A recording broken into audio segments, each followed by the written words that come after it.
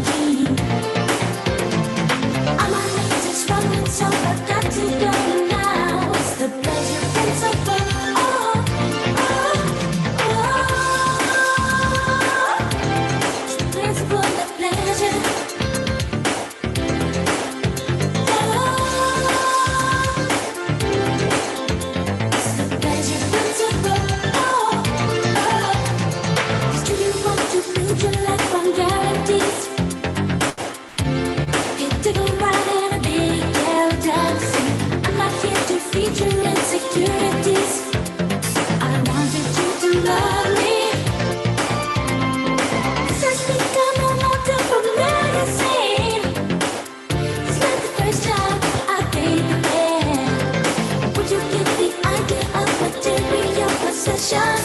Thank you for the ride. No, now my knees is running, so I really got to go. It's the pleasure principle.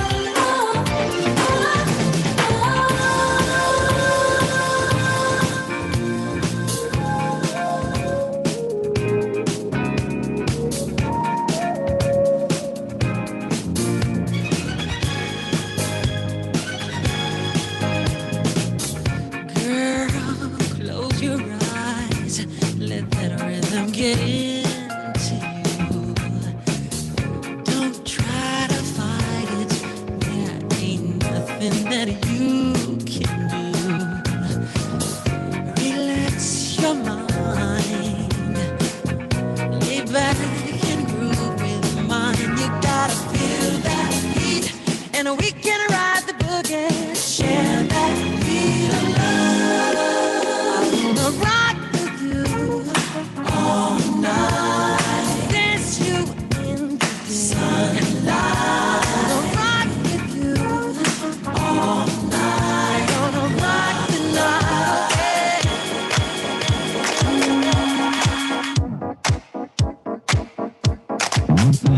Oh yeah, what a night. Okay, now. Just warming up. Welcoming everyone. Virtual. Hey. Oh yes, it's ladies' night, and the feeling's right. Oh yes, it's ladies' night. Oh what a night. Feel free to dance, feel free to sing. It's ladies' night. Hey. The feeling's right. Oh yes, it's ladies' night. Oh what a night. Oh girl, y'all got one. A night that's special everywhere. From New York to Hollywood. It's ladies' night, and girl, the feeling's good. Oh yes, it's ladies' night, and the feeling's right. Oh yes, it's ladies' night. Oh what a night. Oh what a night. Oh yes, it's ladies' night, and the feeling's right. Oh yes, it's ladies' night. Oh what a night. And another one, yeah. From Little Kim, the Queen Bee. It's ladies' night, what? It must be Angie on the mic. The butter pea, honey, got the sugar, got the spice. Roll the L tight, keep the rhymes right. Yo, I just made this motherfucker up last night. And I'm the rookie on this all-star team. Me and Kim is getting cream. Like Thurman and Louise, but on chrome. Never leave that Brooklyn shit alone. So if you say it's on, then it's on. Bang this in your whips. That can coat a roadie with the chips in the wrist. Hey. Here's a French. Who remembers this? I'm dismissed. All you chicks spit six from the 4th, 5th. Make it dance. Ow! I stay focused. And the dope is like a penny with a hole in it. Y'all just hope I just and tote. make sure you use the chat. I'm representing Harriett University. Make sure you put your school in the chat. Yard Talk 101 Capital One. She Rain, how we doing? Y'all missing the buck with the bump Biggie in the truck. In the buck to my double. Let me see you do the bank head if you're riches. It's the rap made West the QB. And I got all my sisters the man. And I'll rock this time. Oh, this is ladies' night. Oh, what a night. Ladies' night. And the feeling's right. Oh, this is ladies' night. Oh, Never the one packing a gun. Got some other raw chicks for that. Lay your pants flat. I be's the one choking your paragraphs. With laughs, get you back up on the right path. Ain't no stopping me ladies from club hopping, gets my rock on. From flavors to frozen at Paradise Joint. Booty shaking with the glass in my left one. Right hand saying stepson. To me, my girl. BSU. Mrs. Where my others? Isn't to the mother Chicos. I want to see the school. More house. If you ain't got the cash to stash, Cheney. to break holes. TSU. Where we at? Another finger on this big bad wolf, Miss Lady Rap Singer. I be the one to blame, that's the blame. Keep rising to the top. Yeah, let's get it, girl. Yeah. Girl, I got some DC in a little. I'm like, hey. Yeah, and rich young, yeah. The way I switch his pairs, it gets one wear. The way the Spelman. some fair. The one hit a quitter, one hit a getter. It's F to the A-B. And I was That's thinking, Capital One. Yard Talk 101. Listen to me, I babe. see Spelman in heavy. Like, Lincoln. read. Howard. I'm trying to let it go. Trying to keep my eyes closed. Trying to keep it just like before. Times when I never even thought to speak. Don't want to tell you what it is.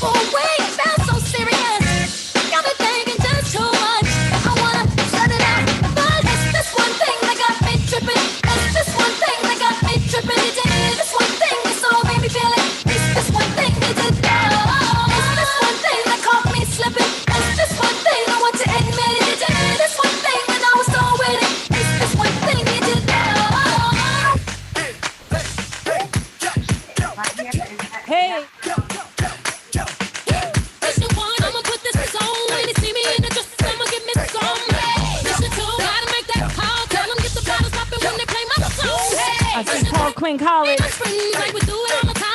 Fam you. Hey. FIU.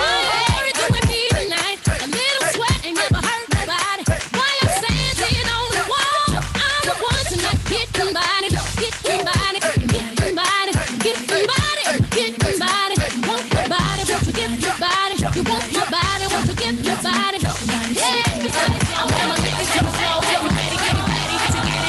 Woo! Drop down, don't sweat the flow with it. Drop down, don't sweat the flow with it. Drop down, See my bison heavy in here. drop down, don't sweat the flow with it. Do the uh-oh, do the uh-oh, do the uh-oh, uh-oh, uh-oh, no, no, uh-oh, do the uh-oh, do the uh-oh, uh-oh, oh, no, no. Pat your weed, ladies. Pat your weed, ladies. Pat your body, take a planet. Pat your weed, ladies. Pat your weed, ladies. Pat your body, just tick, tick, tick, tick, flight. Now tick, tick, tick, tick, tick, tick, flight. Now tick, tick, tick, tick, flight. Now tick, tick, tick, tick, tick, tick, flight.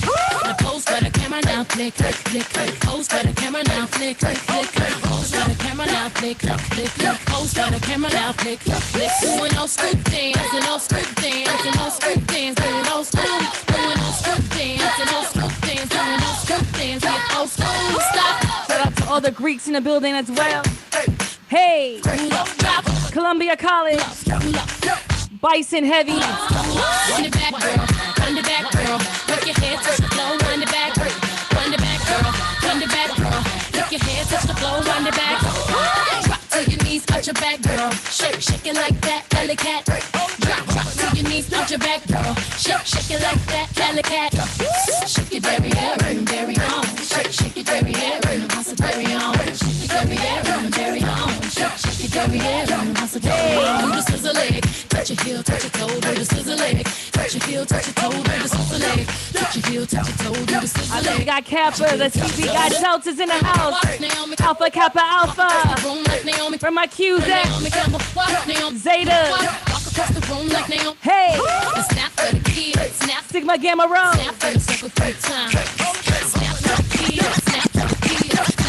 Let's have fun.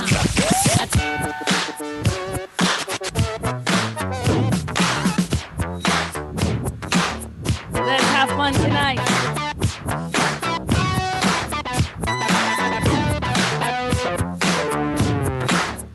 Yeah, this is a story of a famous dog.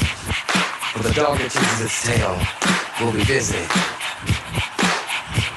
These are clapping dogs, rhythmic dogs, harmonic dogs, house dogs, street dogs, dogs of the world unite, dancing dogs. Where we at? Yeah, countdown, funky dogs. Where my dogs at? Hey.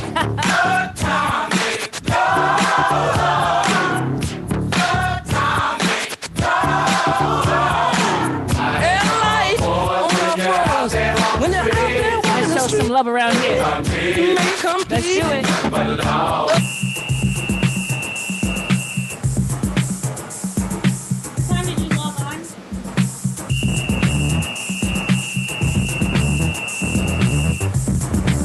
Use the chat. Where we at? Y'all want this party started, right?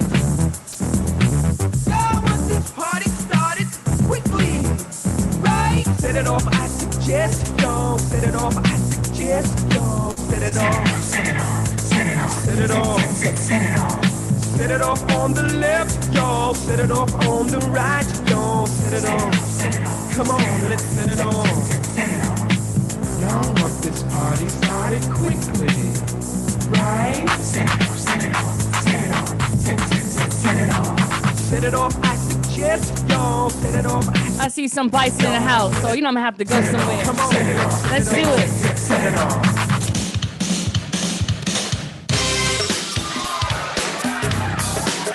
Can we do it?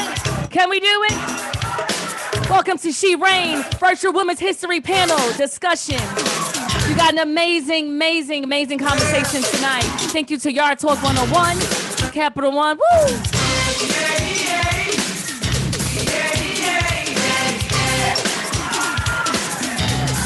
DC, what up?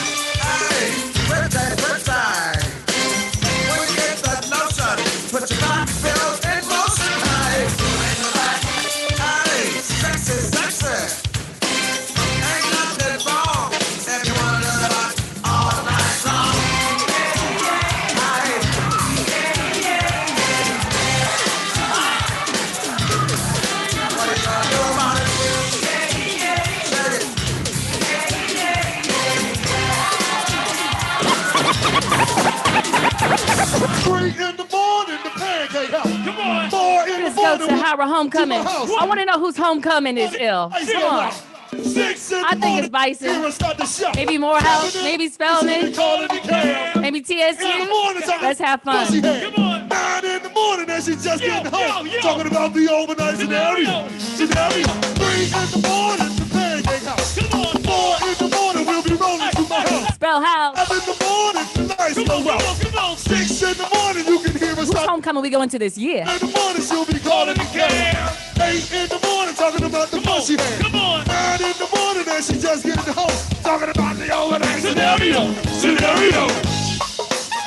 Hey, Michael Brown. Yeah, the overnight scenario. Never said I. The overnight scenario.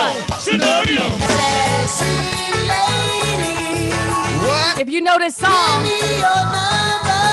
hey, let's do it. Roll. Come on. Sexy lady, I wanna rock your world. Let's go, Trey. Livingston, what up? Sexy lady, Hey, Ron, give me your come on, girl. sexy lady, Skinny Bells. Hey, Ron. She Rain. rock your We world. gotta do this before man around. Let's go, Ron. I wanna Hook up with you on Saturday. Woo! You up on Saturday. Trailblazers on. Catch a Saturday. Woo! I'ma come with you on Saturday. Pick you up on Saturday. Maybe you give me some pussy. More fun. if you walk wide up, if you walk wide up. They said we can have a little homecoming here. 50% balance. Sophistication. Little fun, right?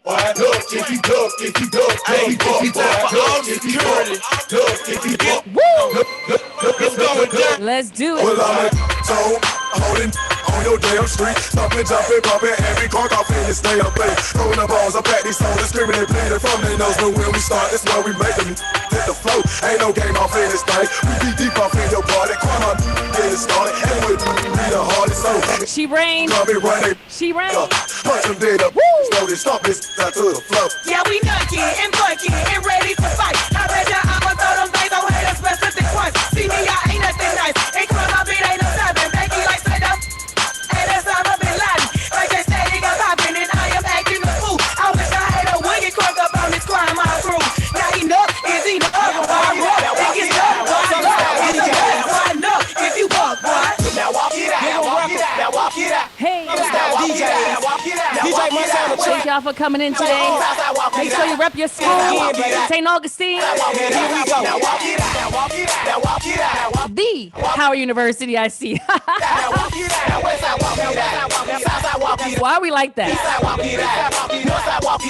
Now hit the dance floor. Hey, bend your back low. She do it with no hands. Now stop, pop and roll. I'm smoking bubble. Yeah, they in trouble. I like the way she move. Undercover.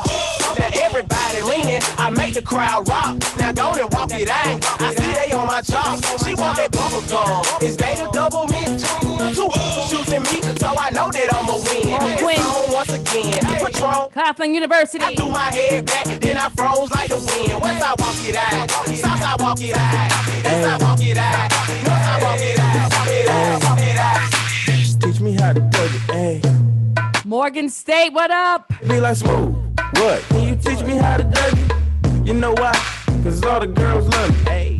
All I need is a beat that's super bumpin'. And for you to back it up and dump it. Get it. Put your arms out front, lean side to side. They gon' be on you when they see you hit that dirty ride. Ain't nobody fitting with my brother I'll be more going out there. side. Thank He you go so by much for Bubba and he rocking hit with me that for a dirty little thunder. bit. Okay, We I are ain't from about Dallas, to but I start need in town just a boogie. I show my second. moves. I hope everyone is enjoying themselves right now. I'm going to throw it to Yard Talk 101. Thank you so much. I'm DJ C DeVone. We're going to have a great event today. Yo, DJ C DeVone, I don't know. You took me back to the yard. You gave me too much good energy. We haven't been at homecoming for real. And I think this was a nice spring fling warm-up, a nice homecoming warm-up. So first and foremost, you know, in the chat, show some love to DJ C DeVone. She came in, got the energy, the vibes just right. All right, but we're gonna go ahead and get the program started for while you all are here today. I'm gonna give an official welcome, but before we get to that, I'd like to call in our HBCU HSI Partnerships and Events Lead, Miss Toy Asubi Ojo. I'm sorry, Toy. I'm sorry. I'm working on it. You did good. You did good. All right, everyone, we're so excited that you're here. On behalf of Capital One and our Diversity Early Engagement and Partnerships team, I would love to welcome you to She Reign. We want to give a huge shout out to Yard Talk 101 for giving us the opportunity to partner in such an amazing idea initiative. I want to give a huge shout out to this amazing team that has worked tirelessly to pull this event together. Like he said, my full name is Olutoyin Asubiojo, but you can call me Toy, and I lead our HBC with HSI partnerships here at Capital One. We are truly dedicated to supporting and deepening our relationships with HBCUs and HSIs and creating more opportunities for students of color. So as he already introduced himself, Brenton is going to be our chat host for today. So he'll be posting things in the chat. There's going to be an opportunity for you to join our link and join our network. It's an opportunity for you to upload your resume and be in the know of all the things that are going on, all the opportunities that we have, from internships to full-time opportunities. So don't be afraid to click on those links and upload yourself. And of course, to my ladies in the place with style and grace, I just have to give you a huge shout out. I want to let you know that today we honor you, we celebrate you, we see the work that you are doing in the boardroom, the classroom, in motherhood and sisterhood, and chasing your dreams. We see you doing it all, and we are just so proud of you, sis. We appreciate you. And so today is all about you. We have an amazing panel group here, and I just can't wait for you all to hear from them. So once again, welcome, and thank you so much again to Yard Talk for partnering with Capital One for us to bring this initiative to you all. Thank you, everybody. Toy, thank you. You got the ladies started, Toy. We warmed it up, got crazy. Now, before I introduce the panel of these amazing individuals, you know, it wouldn't be right if for us to have an HBCU, HSI event that are about women, and I don't at least acknowledge our queens, right? So I know we'll have some HBCU queens rolling in throughout the program, but I know we have Miss Cheney here. So Miss Cheney, I would love for you to go ahead and just speak to the people, introduce yourself right quick before we get the program started. Hello, everyone. I'm so happy to be here. My name is Ashanti. I'm a junior, and I double major in business management and hospitality. And girls run the world. Yes, I love the Queen Reign. Woo woo, yes. And I'm just excited to be here. I'm excited to hear what other panelists have to say. And yeah, thank you for having me. Nah, thank you for joining. Thank you for joining. All right, everyone, let's get this show started. Let's get this show on the road. You know, once again, I want to welcome you all to the She Reign Women's History Panel Conversation. She Reign is a conversation that highlights women of color that are not only trailblazers, but also have overcome adversity to reach success in their own lives. But before we begin, I'd like to once again thank Capital One for partnering. I am Jahliel Thurman, CEO and founder of Yard Talk 101. And of course, I'll be your moderator for today's conversation. Joining me though, because it's not about me, but joining me today is the Senior Director of Diversity Talent Acquisition, Ms. Kanika Raney, Director of Product Management, Janeth Gomez, Vice President of Enterprise Tech Portfolio Delivery, Kimberly Hall. Excuse me, that Kim, you know, the title was crazy. To Kimberly Hall, and along with, of course, actress, director, and philanthropist, Ms. Keshia Pulliam. So today, ladies, we are here to celebrate women who reign and who are making history today. Kanika, what ways do you celebrate yourself and being a woman who reigns in today's world? Wow. Powerful question, and I think very appropriate to start this out. Let's see. I would say first and foremost is just knowing that, I can't celebrate myself without celebrating God, right? Not trying to sound cliche, but, just coming from a place of gratitude, okay? Second, I will say self-care, right? And I think it's a term we're starting to hear a lot these days. And it's not just a term, it's what does it mean for you? There's a saying, I didn't make it up, but you got to nourish to flourish, right? If you're going to be reigning, like you got to make sure you're pouring into yourself. And so self-care looks different. It can be saying no. It can be going to get a mani-pedi, massage, reading a book, meditating, exercising, vegging out on the couch, eating pizza, whatever. Like there are just so many things, but you just define that for yourself. And I think, for me, and I think about how I celebrate myself, is through the self-care. The next way would be through shifting your focus. I think so often, particularly as women, high achieving women in particular, we always focus on what we did not get done, what we didn't succeed at, or what we didn't accomplish. But we've got to change the narrative. It needs to be, what did I accomplish? Because you wouldn't be where you were if you had not accomplished all of the things that you've accomplished, the small, the medium, and the big ones.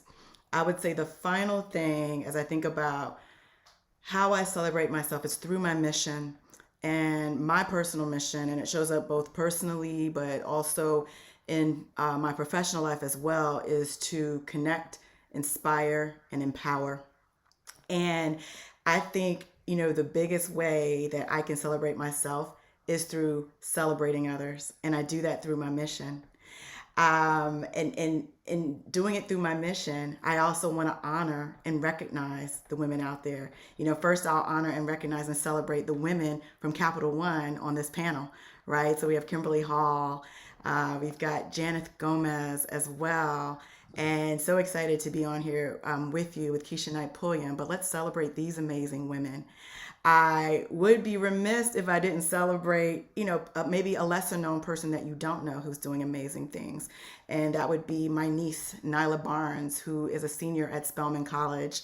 She's a double major, right? International French, Bonner Scholar, Honors Program, Delta Sigma Theta Sorority Incorporated. She's founded her own nonprofit. I could go on and on, right? But also to the big ones, right? We also have to call out our judicial nominee, right? Ketanji Brown. She checks all the boxes. She checks more boxes than anybody else in that Supreme Court, but is still fighting, right? Still up there, with unprecedented scrutiny. But you know what I say to Ketanji? You are worthy, and I celebrate you. What I say to the women on this panel, to all the women in this audience, you are worthy, and I celebrate you. And I reign, you reign, we all reign. And I can't celebrate myself without celebrating all of you. Thanks, Jahliel. Now, Kanika. Yeah. Come on. This is how you starting the day. Hey, hey, bam, right? Are we done? Nah. That's how Spelman HK does it. I'm just saying. Hey, you know what? Thank you. And it's interesting that Keshia, you mentioned Spelman HK. I was coming to you next. I just felt like it was only right to transition to you. And one of the things Kanika talked about was self-care. I think that's a huge thing. Of course, as life progresses, that's one of our conversations that we have a lot more. It's one of those things that's become more normal. It's a normalized conversation. So for you, how do you balance your career, personal life? I mean, you're a mom, and then your own personal passions. I mean, and is there even a such thing as balance? Okay, let me just start with this. No, there is absolutely not a such thing. There's no such thing as balance. And anyone who tells you that they get it perfect, they're lying. I'm just going to start with that. One thing that I definitely challenge myself is to be the best version of myself every day. And the comparison, the competition is never with anyone else. It's always within me. And, I have to say, give yourself grace, because specifically as Black women, it's, you have to be strong. You have to take care of everything. We've been conditioned to feel that this is the norm. But the reality is that, what Kanika said, you have to pour into yourself. You cannot pour from an empty cup. You have to make sure the self-care is there. And you have to learn, how to say no sometimes. And that's something that I'm learning. I must have to say I haven't perfected that, but I'm learning. And I think as long as you make sure that you prioritize and keep, for me, my family is first and foremost. Everything that I do is for my family, for my daughter, for the legacy that I'm building, not just for me, but for generations to follow. And that's something specifically as African Americans, is that, we have to think about beyond this lifetime, the legacy that we are going to leave. One of my favorite quotes is, Muhammad Ali, giving back and is the rent you pay for living here on earth. So giving back, not just, to the community and through philanthropy while you're here, but how are you giving back in a way that is going to pay it forward for generations? And, what I realize is, every day you're gonna strive and maybe do better in different areas. So that's the piece of giving yourself grace, and understanding that your job is only to do and give the best version of yourself today. It's challenging. I have a little human who's looking to me, who is absolutely my first priority and a whole personality. But, I also have to make time, and I have to show her and tell her, mommy has to go to work, and, explain to her what I'm doing, why I'm doing it. I'm really grateful also because of what I do. She has traveled with me and goes with me, and she has, since birth. She's had her passport since she was 4 months old. I think her first trip was Tortola when she was 4. So she has always seen the example of mommy living her dreams of, there being no box. And that's also a part of building that legacy. Because what I also know is, people can't strive for something that they can't see, that hasn't been, realized, that isn't tangible for them. So part of it is showing my daughter that these things are possible and there is no such thing as a box. From seeing me in front of the camera acting to behind the camera directing to, no matter what it is I'm doing, even if we, with my nonprofit, are going to, donate or give back, she's there with me every step of the way. So I just do the best I can. I don't get it right every day. But I definitely always lead with love and with doing my best, because that's all I can do. And you know what? That's all you can do. That's all we can ask. And I'm gonna be honest. I think you've been doing quite well at just giving your best. So kudos to you and being a mom. I'm not a father or anything, but it seems like it's a task. And I want to say shout out to all the moms in here, the grandmothers in here, the aunties, the godmoms, all of that, because you women take on a lot and you hold it down. And I want to say thank you, thank you, thank you.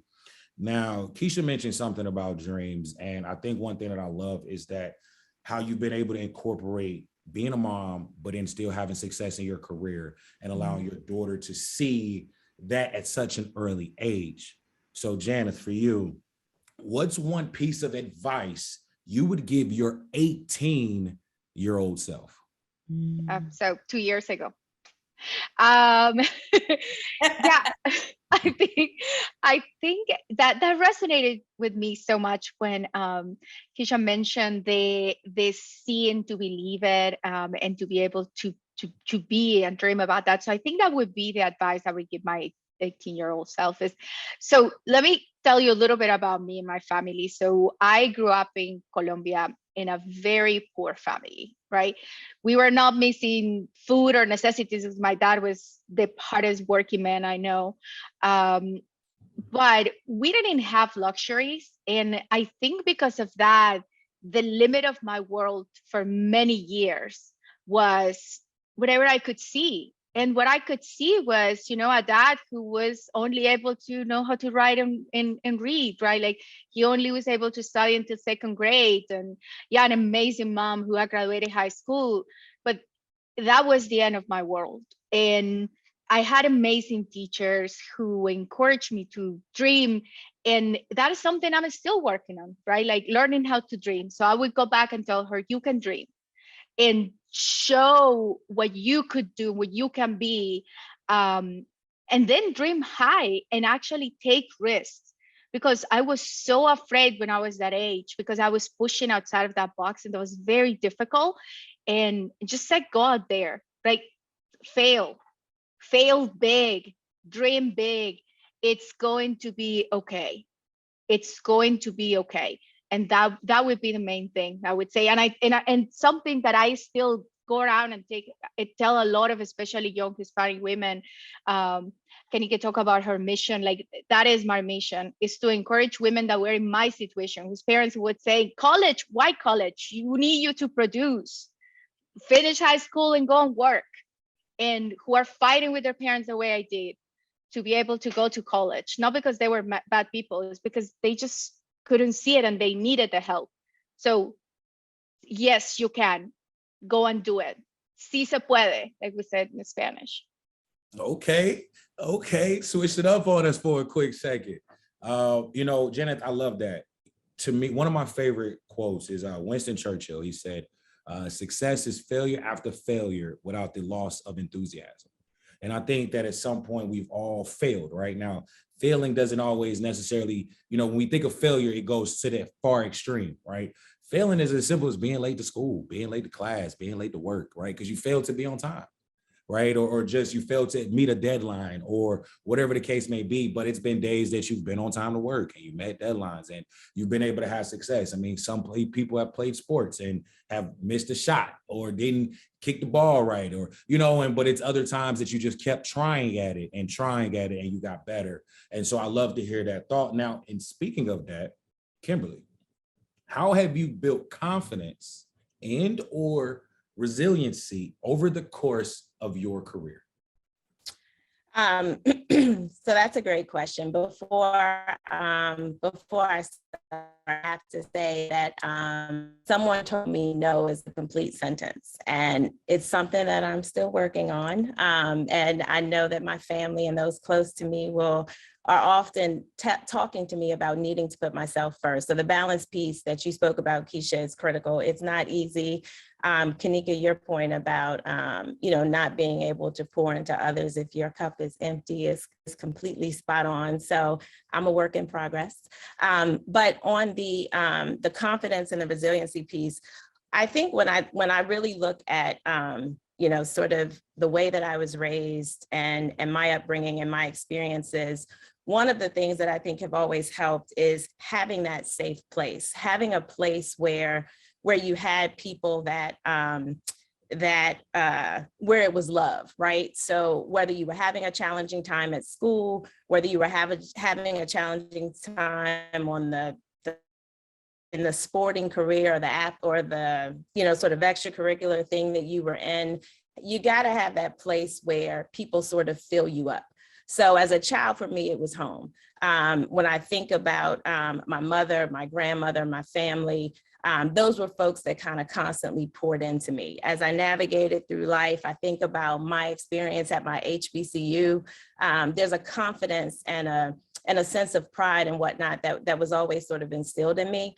And when I think about sort of fast forwarding to the career and some of the challenges that I've had in the workspace, I go back to those times, those moments, those people, those comfortable environments where I could be, sort of lifted back up, right? We all need that. We're all going to stumble. We're all going to have these challenging people, situations, et cetera. You got to have your comfort zone. You got to have your home base. For me, I'm fortunate that it was really home. For other people, it's friends, it's church, it's wherever those things are.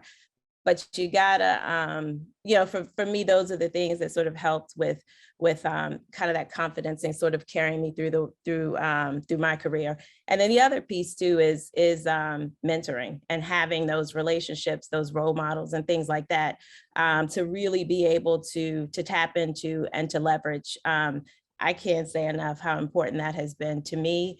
And to your point, Kanika, around sort of making it a mission to give back, because of how much I know I've benefited from those kinds of relationships and people, I want to be that for others as well. Yeah, I love that, because mentoring is key, right? And a lot of times I don't think people know how to find a mentor or even know how to truly look for that and have a mentor for them. But one thing that you did talk about was how it can be challenging, how it can be a struggle at times, right? And I think a lot of times, we fall into this imposter syndrome, right? And I think that's the one that always gets us, because we're talented, right? All of us are talented, we have skills, but at some point in life, we all fall into the, should I really be here? Do I deserve to be here? Why am I here? So Kanika, have you ever felt the imposter syndrome? And if so, how did you navigate your way through it? Jahliel, if I'm being candid with you, the answer is no. I have not. In fact, I had never even heard of the term imposter syndrome until a few years ago. I've been working for like 25 plus years, and I was working for Google at the time, and there was just this thing about imposter syndrome. Everyone was like, oh, I think I have imposter syndrome. I was like, what is that? And so I realized what it was, and I am going to share with you a secret as to probably why I don't have imposter syndrome. First, I'll probably say it's because I was brought up in a family and encouraged to know my worth, to be confident, to know what I know and know what I know, right? Also, I have been privileged in my career to sit at tables where I can see and observe how the world works. And anybody who's been on a panel with me or has heard me on a panel knows what I'm about to say. Here's the secret. Think like a white man. Now, what does that mean, you ask? All right, so white men are brought up from the time that they're born to believe, and they're encouraged to know that they are entitled to any and everything. They deserve it. You're the smartest man in the room, right? They're taught to believe this, right? You're the smartest man in the room. Anything you want, you can have. Anything you want, you should have. You should ask for it, and you should go for it. And, no matter what it is, the sky's the limit. Versus, and I know I'm speaking broadly, right? Versus Black women in particular, we're taught just to be grateful for what we get, right? Be humble. And I see Janeth nodding her head. I know that this is true in the Latinx community as well, right? Like, just be grateful, be like, thank you, I appreciate it. But no, think like a white man, right? So think like a white man, knowing that you are here and you deserve to be here. Nobody let you in this door, and you might have had to kick it down, but you're in there. You are in there now, right? Know that even once the door opens, you can ask for more, okay? I have been at the table where a white man gets an offer, a Black man gets an offer, a Black woman gets an offer, or a woman of any color gets an offer. And the white man is always going to ask for more. It could be more money, a bigger title, more vacation. It's just more, always. The Black, the person of color, the woman, they're going to probably get up, do a little jig, a little dance, and be like, ooh, thank you, massa.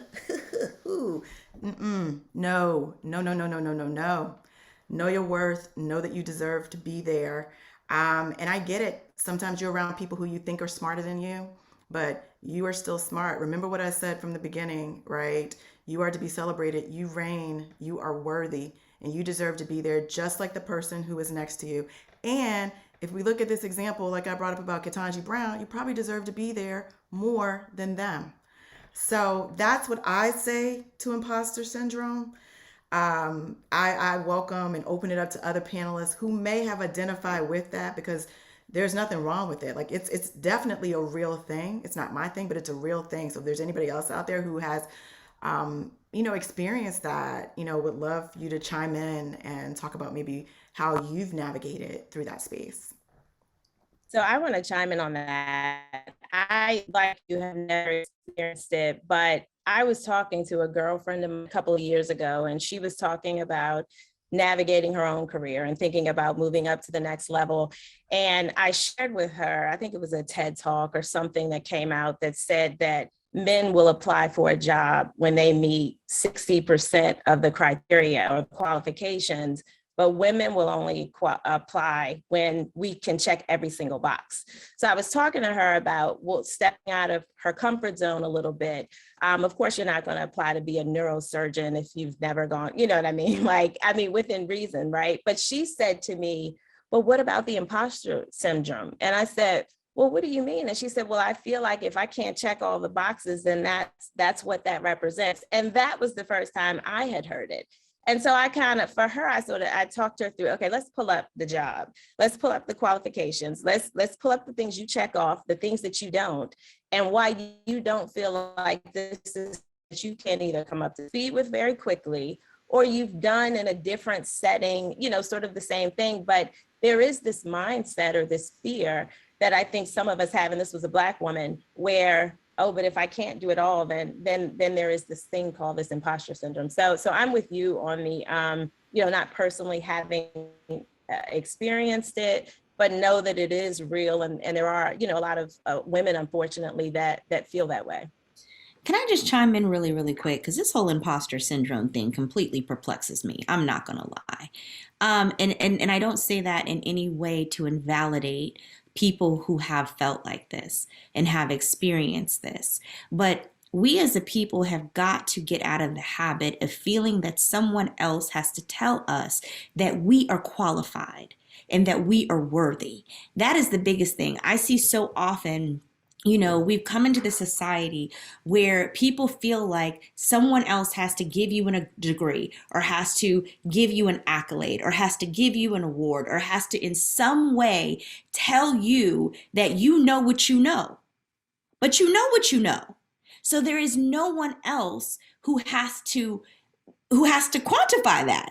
And I think that's like the biggest thing, because when you go out into this world, and then in the second part of the whole think like a white man piece is that, you know, when they go after something, it doesn't matter if everyone else has done it this way. They look at it as, well, it just hasn't been done yet this way. Not that it's impossible, or not that it can't be, or not that it shouldn't be. We're so often standing outside the room and we're saying, well, they said that's not the way it works. Well, nothing works that way until it works. So I want you all to think about that. And that also comes from that thinking outside the box, not what box, not believing in this box. And also, you know, just recognizing that, you know, everything at some point had never been done until it was done.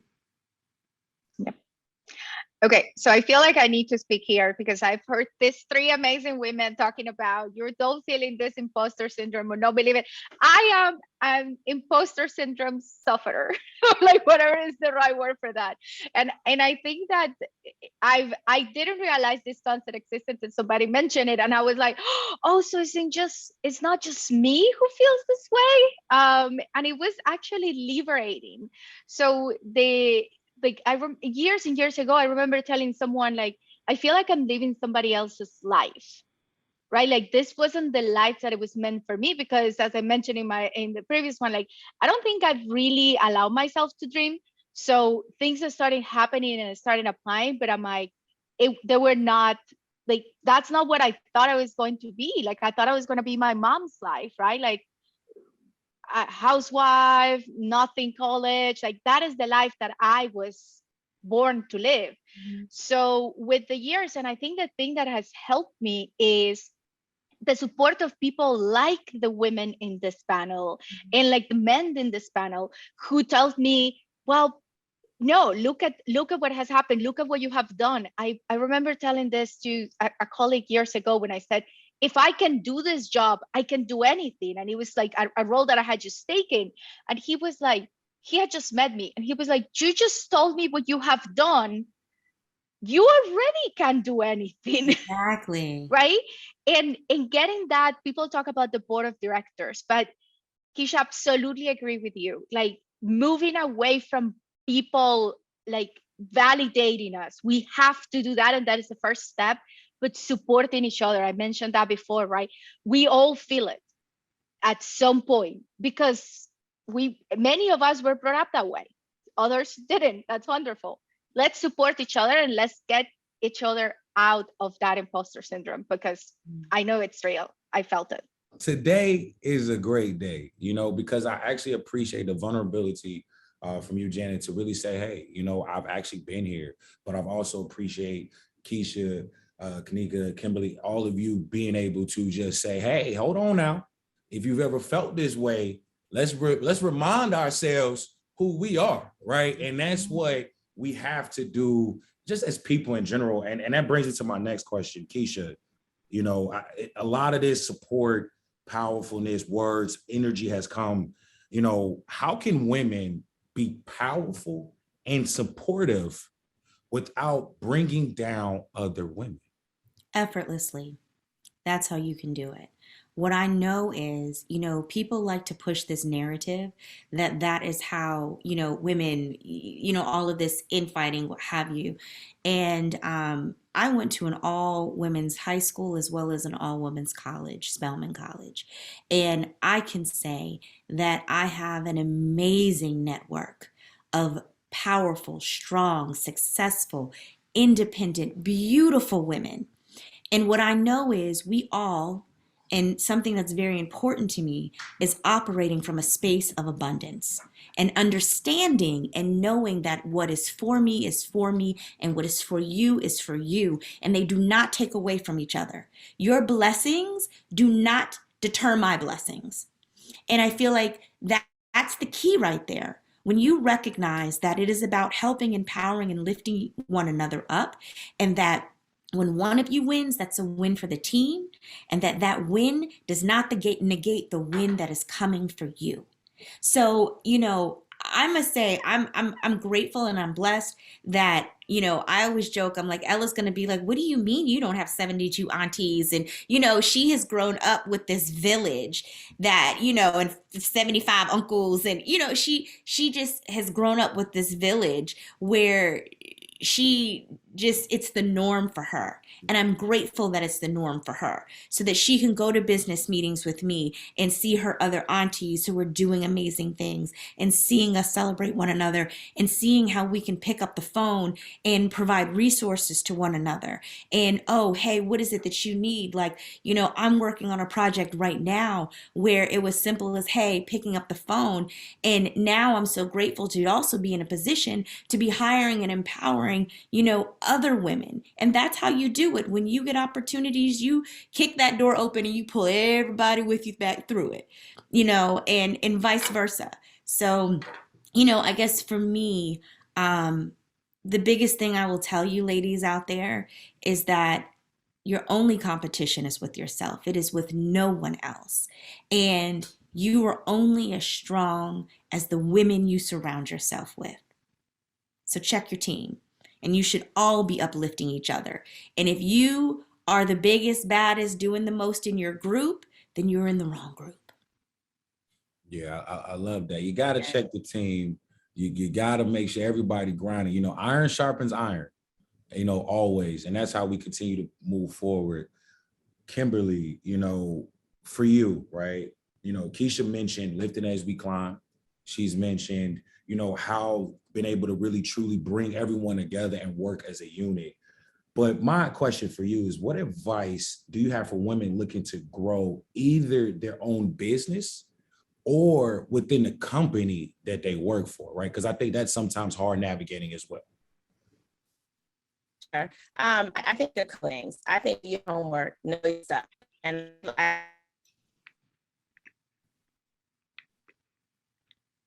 Hold on, I think the key. Yeah, it's doing something weird. Keshia made, and I think it certainly resonates with what they say, and it's certainly in track. You should get yourself. So you need to bring in structure,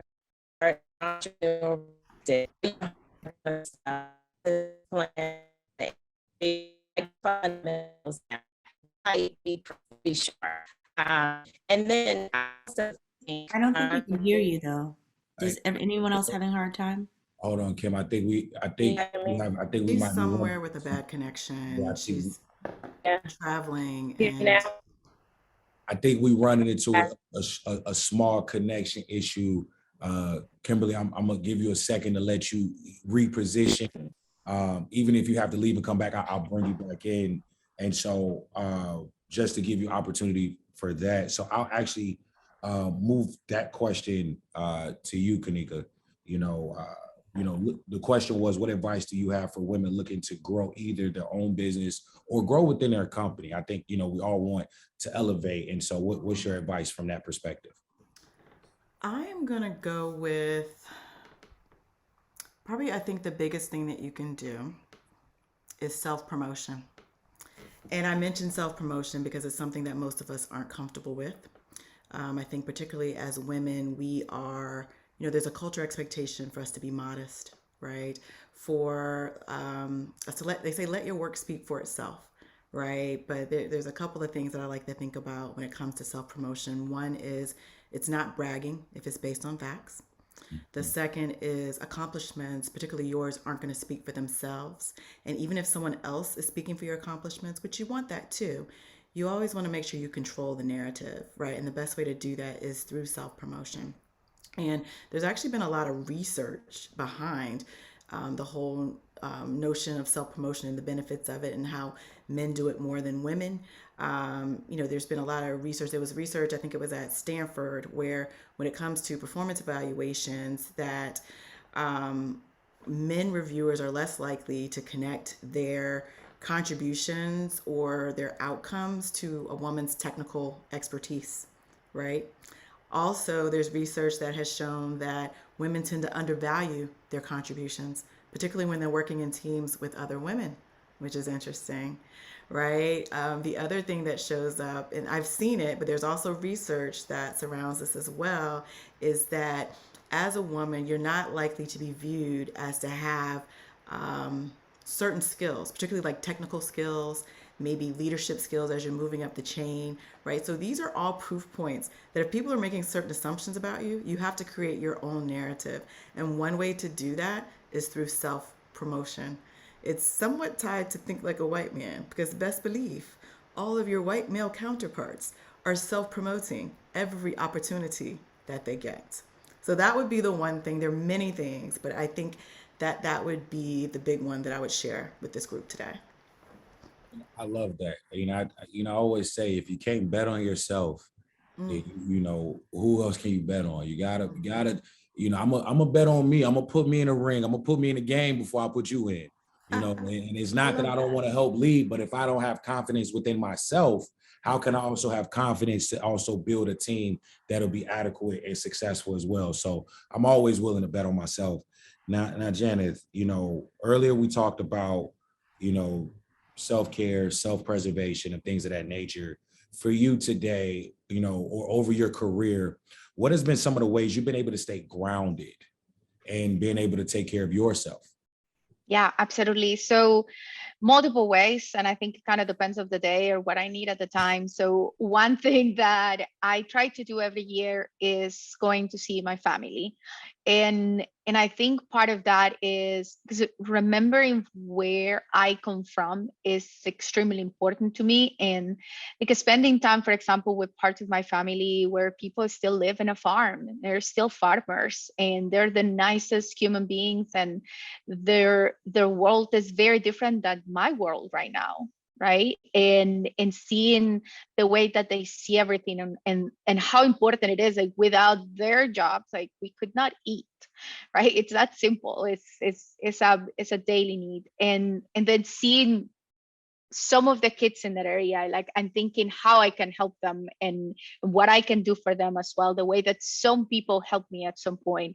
So that helps me be grounded and remember who I am and what it's really important. I think we talked about faith. That's also, my faith is very important to me. Being able to close my eyes at night, and even though my head sometimes is ruminating on what happened in the day, there is a level of peace, that peace of doing the right thing. And then the last one, I would say, just dancing along, just music. I said there are different ways, but for me, that's one that connects me with who I am and my happiness and my, it's just my happy place. Sometimes I remember when I was younger and I would go through a breakup and cry my eyes out. I would just play some Latin music and start dancing, and somehow the breakup would just melt away. It just made me laugh. And sometimes that's all we need to change our mood. I love that. I'm gonna have to see your dance skills though. I don't know. I know a little merengue. I got a hip hop. I can salsa. Merengue is my thing. Okay, I'm gonna have to see what we can do. Got it. Next year we do this in person with some merengue. Yes. And I love that because, I think a lot of times we don't take enough time to separate ourselves and really pour into ourselves and find that space for us, right? Whether it's therapy, whether it's dancing, whether it's reading, singing, whatever it is. Like, I think, I love the fact that we're in a space now where we're encouraging each other to take care of self, right? I had a conversation with my little sister the other day.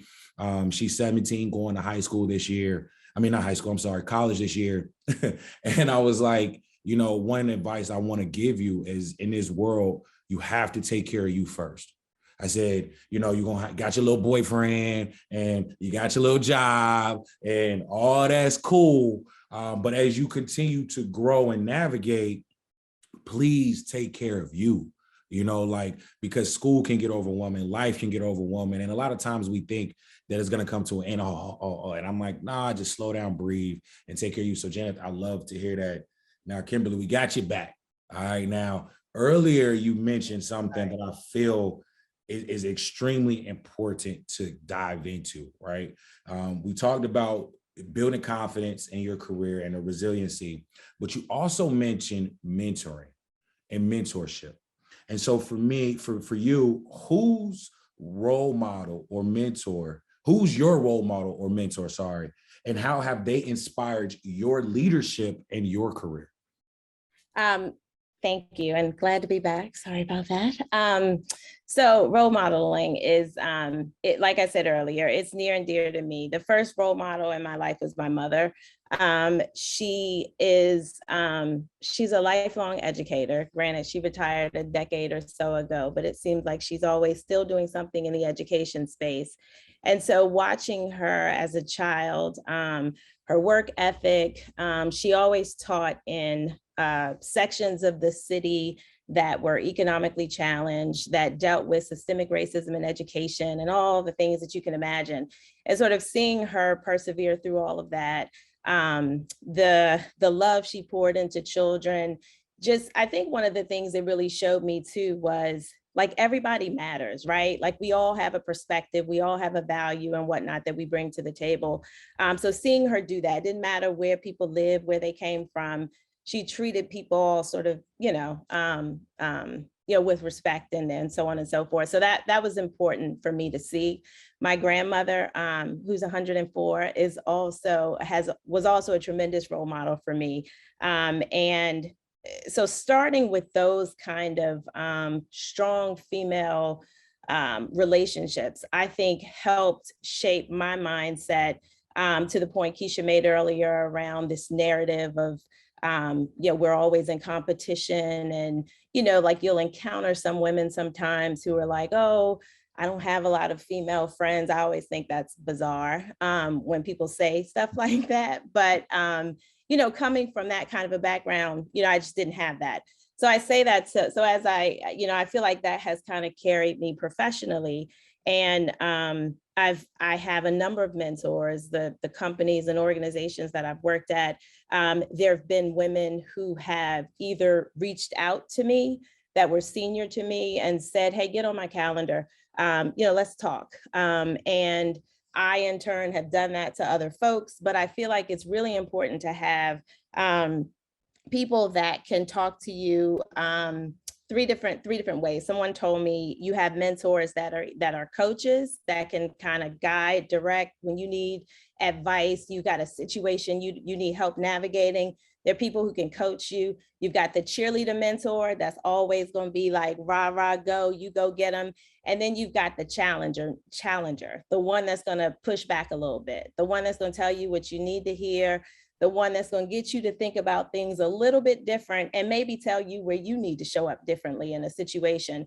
For some people, they can be all of those things. For others, you'll have different people that you can call on that can play those roles from a mentoring perspective. But I'm super fortunate that I have folks in my life that can kind of play those roles. And I try and do that for others as well. That's a key. I think people negate how powerful mentorship can be and how important it is to have that impact on your life, and I'm sure all of you different ladies, different levels in your career, different spaces in your career. But I'm sure there's been, many of people or at least one particular person that's been able to truly open that door for you and give you a different thought process and perspective to continue to grind and to break through these glass ceilings that they continue to try to make for you, right? And Keshia, for you, what's one way we can continue to break through these glass ceilings? I think the biggest is, it was said earlier, is that, failure, there is nothing wrong with it because it provides you with the opportunity to learn a lesson and to do something different as you move forward. And also, I'm an eternal optimist, so there is no such thing as failure in my world. Either you learn or you grow or you win, whichever it is, but all of them are wins. I would say in anything, I'm a firm believer. I don't take no from someone who doesn't have the ability to give me a yes. You're not the person I need to deal with or talk to. And when I say that, to remind you that, if you reach a roadblock, understand that that is temporary. Understand that that should not end your journey. It should not end your determination, and that you only need one yes. So, so often, people will get so derailed by this. And what I've also learned is that my plan B has always been God's plan A. So sometimes when we're going one route and we're diverted, it's because there's something better for us that we can't even see in this moment for ourselves. So we have to trust in that. And, we all have very different purposes. So it's about living in your purpose and doing what you were here to do. And it's not going to look like anybody else because when you were given this purpose, it wasn't a conference call. So everyone isn't going to have heard it. Everyone isn't going to understand it. Everyone isn't even going to see your vision. And that is okay. And that comes to another point. I'm very careful about who I share my dreams with.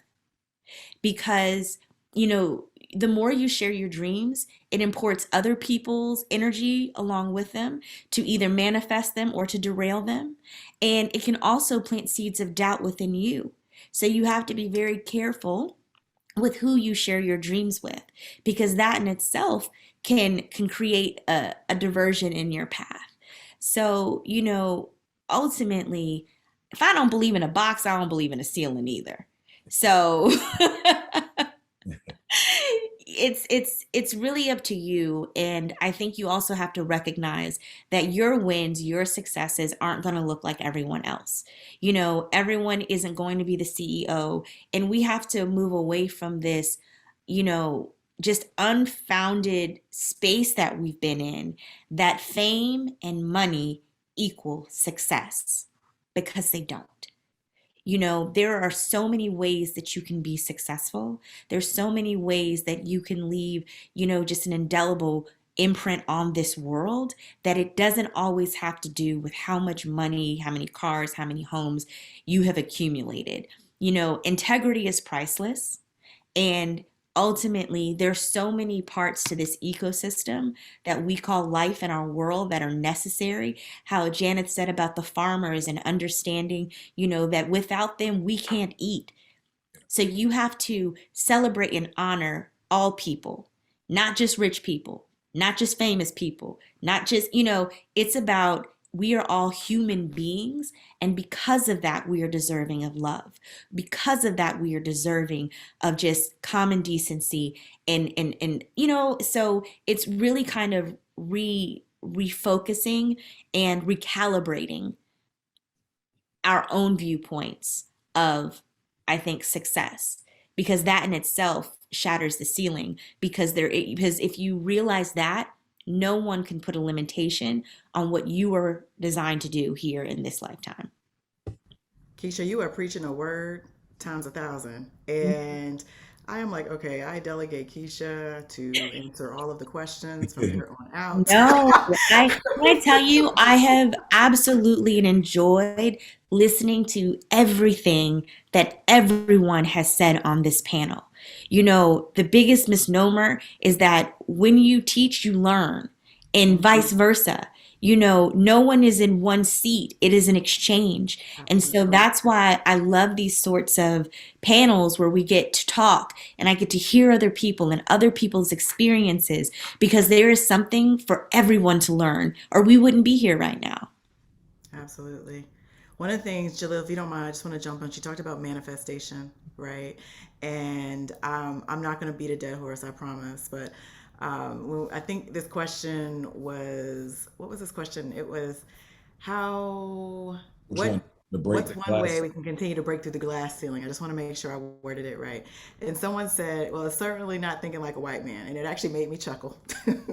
Oh, I saw that in the chat. They're like, what you mean think like a white man? That made me chuckle. But you were making my point. We talk about manifestation. If you are brought up, right, and this is no shade against white men. I think this is an amazing thing that we can adapt. It is, if you are brought up to know that and think that you're entitled to everything, then you will get it. And that's called manifestation. Exactly, And you move differently. Thank you. And that's the piece. Take the whole white man piece out of it. We're not saying white is right, or that's not what we're saying. It's a difference in the inherent way in which you see the world and you process the world. That's the piece. It's the piece that you are born enough, that you are born worthy, and that anything that you dream or desire is already yours. Yeah. That's it. Not the rest of it, just that part. Yes. Thank you. I'm a firm believer in manifestation. You know, it's life and death in the tongue. And I've learned that if you truly set these goals, set these achievements, you can achieve them. Now, it's not going to be easy. It's never easy. You know, my father always told me if it was easy, everybody would be doing it, right? Like, and that's the one thing that we also have to remember, that, you know, all we have to do is take it one day at a time. That's it. You know, that's it. Like, think about it, you know, for those that have graduated college, every day in college wasn't easy. You know, it just wasn't, you know, and I always tell people life is a marathon, not a sprint. Of course, that's the cliche, right? But for those that are my runners or that have actually ran a 5K or half a marathon or anything like that, you'll realize that mile 1 may feel good. Mile 3 may feel good, but you might hit mile 5 and you're like, ooh, wee, right? And then you got to keep going. And then next thing you know, you done found your groove again come mile 10. And then now you back into the swing of things and you're able to truly keep finishing a race. And so manifestation is definitely key. I'm going to ask one more question, but while I do that and we get this question answered, I want you all to use the Q&A function in the chat. Well, you know, we want to hear from you all. If you all have any questions or anything like that, use the Q&A function. I'll be able to see it. That way I'll be able to directly ask. And my next question, you know, Kanika, you talked about manifestation for you in your career, and anyone could feel free to chime in as well. What have you manifested and how have you been able to achieve that? Wow. That's a good one. Let's see. Where do I start? I think because of my confidence, because I know what I know, right? I think I heard Keshia even co-sign on that one. I've done really well in my career. Everywhere I go, I do well, I excel. I get, you know, the high visibility jobs. I get moved to the jobs that no one else can do because they feel like I can do it. And I think because that is my mindset, it is going back to that mindset and knowing that I am here for a purpose, knowing that my purpose is greater than me, knowing that I have to help others, see the greatness in them, knowing that I have to help others see the door, get through the door, and once they get in the door, get to the table, be seen, be heard, right? And just staying connected to that, like that's just always what I do. Like I'm the person people have laughed. I work in talent acquisition. The bulk of my career has been in recruiting. And so every place I go, once I get there, all of a sudden there are a lot of Black people at the company, right? Because that's what I do, right? I love a challenge, and I'm the type of person, like, there's no challenge that I won't meet head on and fix. And so because of that, I'm putting out that energy. I tend to attract the challenging jobs. Like, they tend to give me the challenging jobs, right? And so there's this energy of me wanting to help people, an energy of me wanting to, of craving challenges, right? And like Keshia, I'm a glass half full type person, right? And so I'm gonna go in there, I'm in it to win it. And so I would say manifesting through what I know I can do, my confidence, my mission, and knowing my mission, and being just very certain in that mission, and then also the energy of me wanting the challenge, and so I get the challenge. And those are the challenges that have helped me to rise. And it's not just about money or titles, but rise, I think, in how I can do more for others, how I can connect more people, how I can inspire more people, and how I can empower more people. Yeah, I had to love that. You want to say something real quick, Keshia? Yeah, I was just gonna say, because I see a lot in the chat. I saw Brandy saying something about, the think like a white man quote. Don't take it as literal, but as an analogy. I think you're getting caught on, the literal of it. And no one is saying, that it's better, any of that kind of stuff. It's more so taking from the lessons of being born into a space of knowing you're worthy. So if it helps you to take that piece out, the key is know that you're worthy. And that's also a key to manifestation. What I can say is the life that I am living today, I completely manifested. And I'm grateful for it. And I know the power of my words, and I know the power of my word, thought, and deed being in alignment. Because when those things are in alignment, there is nothing that is for me that will miss me. Yeah, I'm a firm believer that God don't miss. You think he missed, he don't miss. He's 100% from the field. He better than Steph Curry, okay? That's what I know. And so we got a couple questions that it came in the chat. And so I'll facilitate a few of them before we conclude. First, I'm gonna go to you, Kimberly. What do you do on those days when you feel like giving up? Or life is just moving too fast and you need a moment? I think it's important to acknowledge those times, and just stop, right? Stop. For me personally, I can be very methodical. I'm a STEM person. I'm a computer science, that my degree was in computer science. My career of over 20 years has always been in the STEM tech environment. So I tend to be very logical sometimes and systematic with how I approach things. So for me, what works is to stop, to kind of figure out what's causing me this angst. Is it something at work? Is it something personal? Write it down, take a time out. I'm big on mental health therapy. I think we all need to be doing that. I think really figuring out sort of what those things are and developing kind of a plan to get there. That sounds easy, but I think it takes a lot of growth. It takes a lot of forgiveness, because some of the things on the list you're not going to get to. Some of those things you may have to pivot and do something very different. You've got to be at a point where, it's okay to recognize, listen, I've overcommitted myself. I'm the queen of that. I've overcommitted myself. I've got all these things going on. Ask for help. I don't always like to do that. And my family can attest to that, and they get on me about that, but ask for help and just figure out how to approach things in a systematic way to get those things done. And I know that's easier said than done. I work on it every day, but it is something that you've got to do. I definitely think asking for help is something that we're always afraid to do. I think at times, we're trying to be so independent, so strong, and to some, asking for help can seem weak, right? Asking for help is now opening up a different level of vulnerability. However, I think, asking for help is strength to me, right? It's being able to know that today you're just not strong and you need a little extra boost and you need a little extra love. And, that's why I can't remember who said it earlier. I don't know if it was Keshia or Kanika that said, have a strong team. If they weak now, you got to tighten up. And that's when having a strong team matters, is when being able to say, hey, yo, I'm just not me today, man. And I need a little help. Take a day off. Take a day off, call in sick, mental health day, like do what you need to do. Listen, anybody that knows me knows I take naps. Okay. I'm going to take a nap. Middle of the day, I'll take a nap, get up, go to the Zoom meeting, go right back and take a nap, because it's an opportunity. It's a way to reset. Now, knowledge is always key. And Janeth, for you, do you think that it's more important to have financial literacy or to become knowledgeable from a college expertise, or both? Ooh, wow. That's a hard one.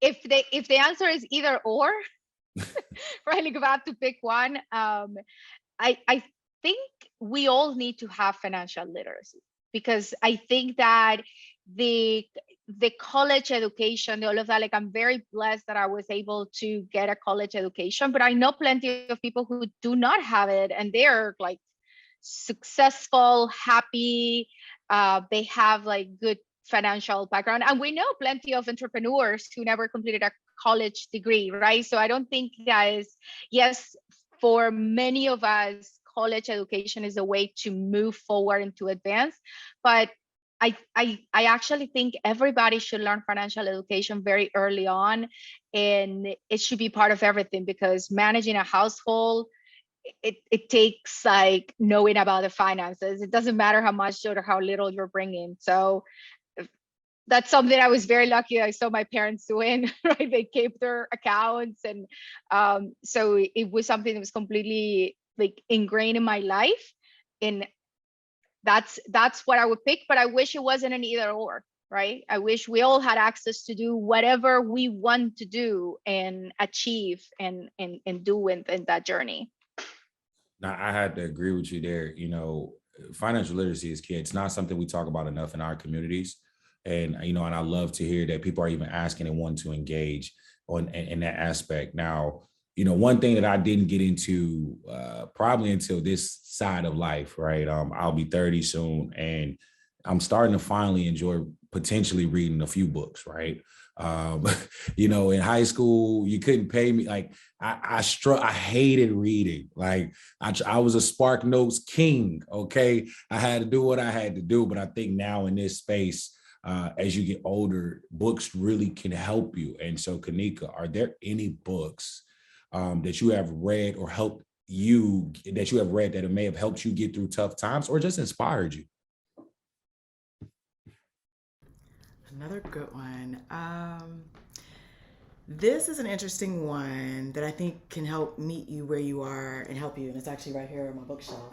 It is called, I don't know if I can put it up here. It's hard with the background. Anyway, it's called Thanks for the Feedback. Thanks for the Feedback by Douglas Stone and Sheila Heen, Heen. And Thanks for the Feedback, you might think is about you or thinking about giving feedback, but it's actually about receiving feedback. And it walks you through the different ways people receive feedback, which I think will help you to better know yourself, number one, but it also helps you to better be able to give feedback based on how you know someone might want to receive it. So it's a very insightful book. I think as you are transitioning, if you're in college and you have internships, or as you're transitioning out of college into, I think someone said you're grown now, right? Grown up life. Feedback is going to be critical to you always being able to be your best self, right? So don't be afraid of it. Welcome it. But then I also invite you to give feedback. People don't know they're doing something wrong often until you tell them. And if people are doing something right, it's also good to tell them so they can keep doing it as well. So thanks for the feedback. It's work related. I read a lot of professional related books. I don't know if anybody else on the panel might have something a little lighter right now that they want to share with the group. Now they like, nah, your book is top tier. You got one, Keshia? I do. It's called Excuse Me, Your Life is Waiting for You. Excuse Me, Your Life is Waiting, and The Four Agreements. Those are two amazing books.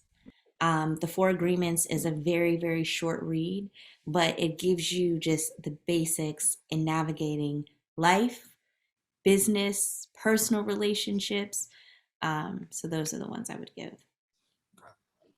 I'm taking notes. Thanks, ladies. I'm an avid reader. I'm in a book club and all that good stuff, but it is definitely more for pleasure. It's a lot of African diaspora authors and whatnot, but it's yes, it's for pleasure. So I appreciate the professional books. I wrote them down. Thank you. Now, Kimberly, we know you went to Hampton. Some might say that's not the real HU, but we're not going to get into that today. That's what we're not going to do, But my question for you is that HBCU experience is definitely one of a kind. How different do you believe your life would have been had you not attended an HBCU? Wow. That's I feel like so many things would be different. I think that for me, when I think about the village that I have at my HBCU, when I think about all of the things that you go through at an HBCU, all of the challenges, you have to be extra resourceful, just the grind that you don't necessarily get when you don't when you're not at an HBCU. It don't have to be Hampton. You could pick a HBCU.com. It doesn't matter. Those things all made me who I am, made me stronger. The homecomings, the play aunts and uncles that my children all have from classmates at Hampton University. I mean, so the social piece is tremendous. The professional piece, I think about the confidence and whatnot that the university instills in the students, the pride, the teaching you about the importance of legacy, the giving back. I just don't know if I would have those things. I have a lot of friends that went to PWIs and they talk about how different it is for them.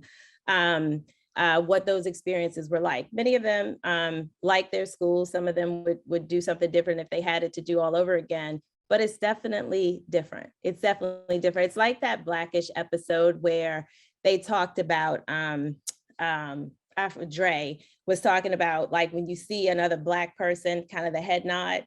We kind of do that on the HBCU front, right? Like we have this banter and playful chatter, real HU, all this other stuff back and forth. But at the end of the day, it's all love. It's a commonality that we can all relate to and vibe with and sort of get. And it's like, oh, you went to Jackson State, or oh, you went to Spelman, or oh, you went to, okay.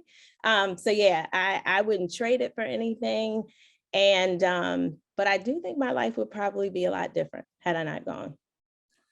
I had to agree with you, before going to Virginia State, Virginia State University, my father had sat down with me. He was like, I want you to go to an HBCU, and I heard of HBCUs, but I wasn't too familiar with them. But he said, reason why is, it's a culture thing. I want you to be able to really be around people that, can look like you, understand you, and really build. He was like, he mapped out my 4 years. He was like, look, freshman year, you're going to be figuring it out.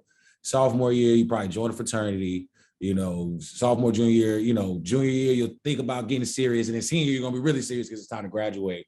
And he was just like, and after that, do what you want to do. But I want you to really get that HBCU love and connection. And honestly, best decision I could have ever made myself. I wouldn't have created Yard Talk 101 to create a platform for HBCUs and really showcase that component. And so I have to agree with you wholeheartedly that my life itself wouldn't be what it is today without attending Virginia State. Now, and the one thing that's always interesting to me, I learned a couple years ago that when you're talking about Black college educated people, less than 10% of Black college educated people attend HBCUs, which is really crazy to me because my friend circle is like the reverse, it feels like. But when you think about the fact that less than 10% of us attend HBCUs, but then when you look at the statistics, I'm sorry, of the number of Black doctors and engineers and dentists and all judges and all these other things that come from HBCUs, you're talking 70%, 80%, 90%. It's really a testament to leaders that these institutions are growing and developing, which I think is remarkable. I had to agree with you. I love that statistic the most. Those are the ones that I love the most. When I hear them, I say, ooh, wee. I love that. I love that. Now, and speaking of the statistics, that's the level of success, right? We've all reached success in different parts of our life. Now, Keshia, you know, you've had success in your career a little early. But it's just a little early. Yeah, you know, now outside of that success, you know, when did you really feel, because, you know, at such a young age, you probably didn't even recognize how successful you were or becoming at that time. So for you, when did you actually consider yourself successful, and how did you push through when you were going through your worst times? You know, it's funny because I've done this my whole life and it's so much a part of who I am. I guess I don't see myself or look at myself the way people outside looking in see me, if that makes sense. Right. Because this has always been my life. This has always been, you know, who I am. You know, I think everyone has good and bad days. Everyone goes through things. You know, just because you are successful or you're beautiful or all these things people may put on doesn't mean you don't have trials and tribulations. But again, those are times to grow and to learn from those experiences. And then of course, when you know, have grown up in the public eye in the way that I have, your life is very much put on blast. Like, you know, people are very much aware of when you have good times and bad times. You know, I've went through a horrible, very public divorce and, you know, lots of things. But you have to recognize that those are just mere sentences in your story. That is not even a chapter of it. And it's not the totality of who you are, nor does it outshine all that you are destined to do. And even more so, those times prepare you for what's coming. So you have to embrace the good along with the lessons that don't feel so good, because we all receive them. You know, stuff happens to everybody. It doesn't matter, you know, any of the other things. I think really the testament is how you embrace it, how you learn from it, how you grow from it, and, you know, how you keep moving.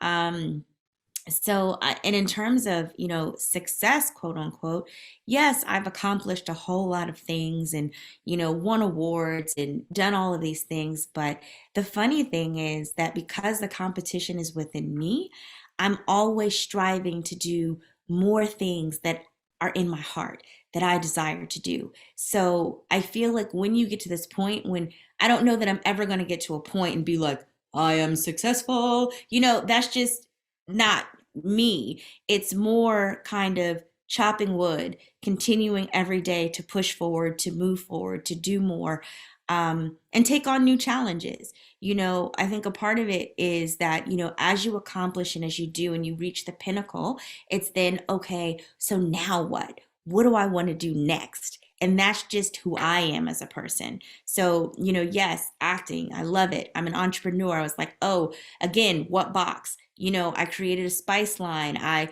you know, started the first fund for women by women of color in the venture capital space. And we didn't even set out to do that. That we realized once we were in it and Forbes is writing articles about us. So I think also the thing is, you can't set out to do things for the accolades. You have to set out to do things because you're passionate about them. And what I tell people is that when you follow your passion, the money will come. You can't do it for the money. You have to do it because if you weren't getting paid to do this, is this something you would still be passionate about and still love and still be dedicated to? So, you know, I guess that's just that's my mindset. So, you know, now in this next phase, it's, you know, so what's next? Moving into, I'm about to direct a movie for the Hallmark Channel. I've been directing this past year, as well as acting, as well as all the other things. And I have other things I'm working on. So, it's really about just continuing to march forward. And as long as you are enjoying what you're doing every day, not to say it's going to be easy every day, but as long as you are continuing to enjoy it and be passionate about it, that's what it's really about. Enjoying life every day. I love that you ended on there, because you have to enjoy life. You have to take it for what it is. And, if you're going through rough times, just always understand that this too shall pass. It always passes.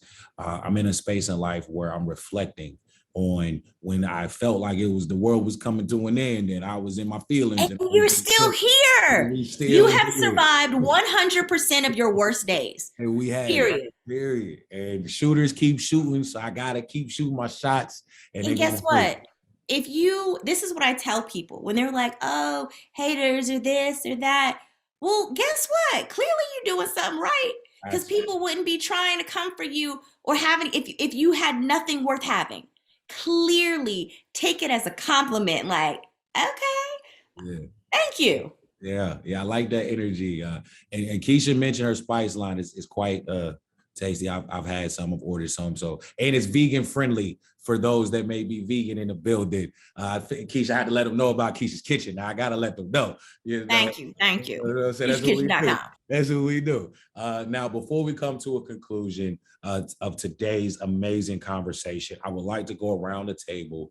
Janeth, we'll start with you. Just any short, quick, lasting advice you just want to leave with our guests today. Yeah, I would say just believe in yourselves, like manifest it, as we've said here multiple times, put it out to the world. Your faith, your board of directors is always quoted, your team, manifest it, believe in yourself, and just wake up every day with the energy. It's a new day, it's a new opportunity to change the world. I tell people always on Mondays, happy Monday. And they're like, are you sarcastic? I'm like, no, it is another week, another opportunity to change the world and to change your story. So. Yeah, I love that. Kanika? I am just going to reiterate some of the things that I said before. So first of all, we are here, all of us here, to celebrate each of you out there. And so thank you for listening to our stories, challenging our stories, and just sparking great conversation up here. I will leave you with what you've heard each of us say, I think in different ways, and sometimes the same way, is each of you, you're all queens, you all reign, you are enough, and you are worthy. And all of that will allow you to continue to reign and continue to soar to higher heights. Thank you. Hey, I don't know if anyone else. Like that. Right, she came in with the soft late night, poetry voice on us. It was like, Kimberly, what about you? Plus one to what both Janeth and Kanika said, I would say, remember some of the nuggets we talked about, your mental health, your financial health, and the legacy piece. You all are phenomenal students across the country. You're going to do great things. Just remember to give back, look out for that underclassman, that freshman, that somebody there at your campus that you can kind of help out, and just continue to pay it forward. Yes. And last but not least, Keshia. Well, I would say in closing, never ever let anyone steal your joy. That's first and foremost. And the second thing you need to know is that you are the only one who can relinquish your power. No one can take that from you. So understand your worth and understand the power that you wield. I love that. Now, I'm going to say chase your dreams or watch someone else live them. That's always my thing. But I really sincerely, want to thank all of you for attending. You amazing panelists as well. I had this idea of when we talk about Women's History Month, right? We aren't talking about women of color. right? And when, you know, when we are talking about women of color, it's always Harriett Tubman or Rosa Parks. And so for me, you know, it was, how can I create an opportunity to talk about women of color that's doing a thing right now? Because you all are making history each and every day, and you all reign. And I just want to say thank you all for wanting to be a part of this panel and giving the gems that you all have today. And on behalf of Capital One, I just want to say thank everyone for joining today's conversation. Once again, Keshia, Janeth, Kimberly, and Kanika, thank you so much for giving the insight today. I know there's been some information in the chat for those that are attending. Please click the survey. Please click all the good stuff that my guy, Brandon, is putting in there. But if you were a little tardy to the party earlier, you missed my girl, DJ DeVone. And so we're going to let her take us out the only way we would do it at an HBCU. Once again, I am Jahliel Thurman, and I want to thank you all for attending today. Thank you.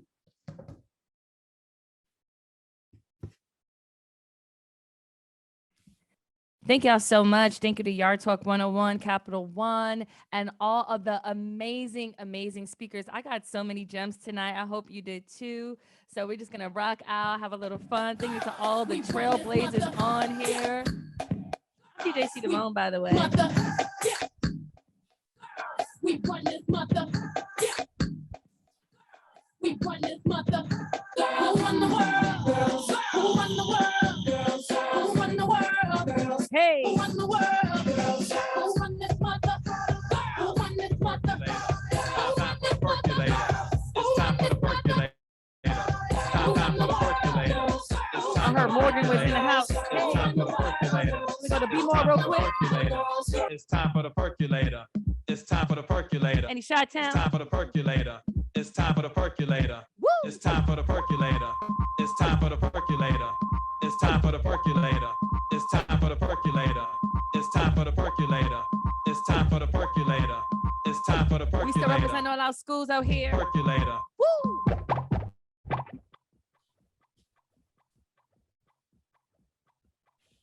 I think you went out.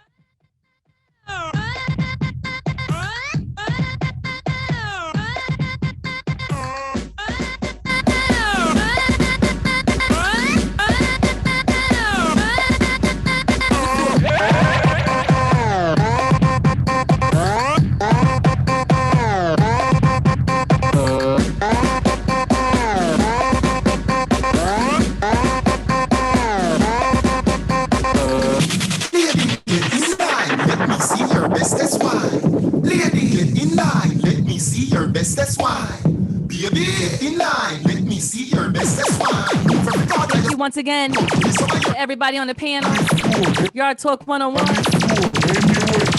Capital One.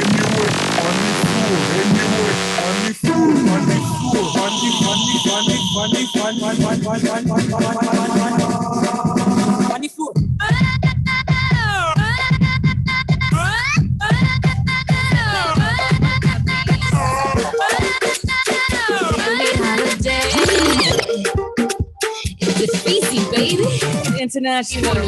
Hey, and I don't know what to do. I need to say I don't do like the way Cynthia they do. Johnny give you belle. Talk say you want marry me. What can even Johnny Mo, I'm looking for my Johnny. Where is my Johnny? Johnny Mo, do you know Johnny? Question. If I don't see my Johnny, just forget it. Yeah, looking for my Johnny. I'm looking for my honey. You're telling me this, you're telling me that. I say this is not for me. Johnny do me conny. Johnny do me conny. He's doing me this, he's doing me that. But I know what's him on me. He go Canada, he go Tokyo. Yesterday he say he did Morocco. He dance the sicko, he sing a willow. Na lie, na Pinocchio. My homecoming earlier. Na go be. Original go be.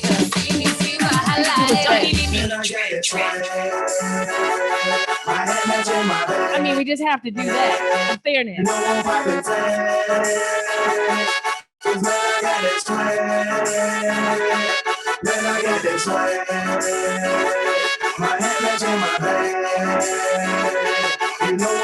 I know I'm going to homecoming this year. Hey, let's go.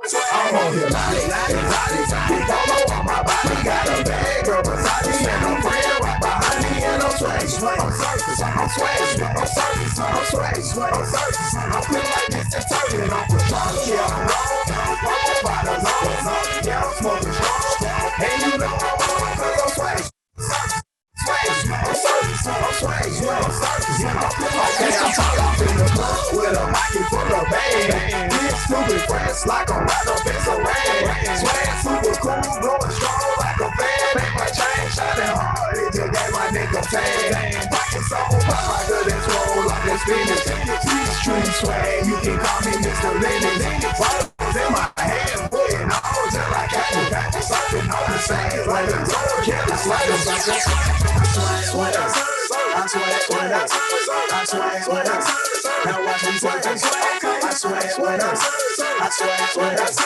I swear, now watch me swagging in the club, you gon' see me throwing money up. Came here with a bad chicken, all freezes, starting home. Drinks, we gon' hold them up exactly what we want. No control, loose and Hennessy, they got it, I'm gon' drink it. I'm always wearing polo, I'm wearing mask, got cake on, baby, I don't hesitate to cash out. Green John Stevenson, the black and blue jack, got with pockets on the halftime, I'm always breaking bands out. Hey, all the schools on here, all the Greeks, Divine Nine.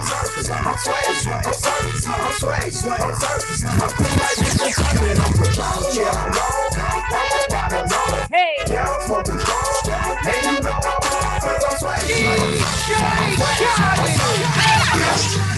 Yeah. All I do is win, no matter what. Got money on my mind, I can never get enough. And every time I step up in the building, everybody hands go up, up, up, up, up, Atlanta, up, up, Spelman, Morehouse, up, hey, up. Let's do it. Welcome to Atlanta, jacking hammers and bows. Back to the mackin' and jacking the clothes. Adolescents packing the foes. A knock on the door. Who is it? I was having to know, the one with the flow. Who did it? It was me, I suppose. JD in the rolls and Luda's in the cut supreme. Skating down old Nat, tucked and lean. I split your spleen. As a matter of fact, I split your team. No blood on the sneaks, gotta keep it. I'm in Atlanta right now. I get the cream. Cops see me from New York. Allergic to Dr. Scribe and a histamine. Oink, oink, pig, pig, do away with the pork. Only stillborn needs a steak knife and a fork. Did you forget your manners? I'm Bruce with banners. Ludacris, Johnny Rockets when I shoot the cannon. The woolly mammoth saber tooth, bite your tongue. I won't stop until I'm rich as the whites will come. I pull up in a black Lotus. Your plaques are bogus. Let me know where you're at tonight. Waiting for my cuter corner pocket 8-ball. You rocking out. I'm big paper like pancakes, stacking them up. In fact, I'm slapping them up. Cadillac is a truck. I can't lose with 22. That's what's up. Running in the back door, better than the aqueduct. Chilling in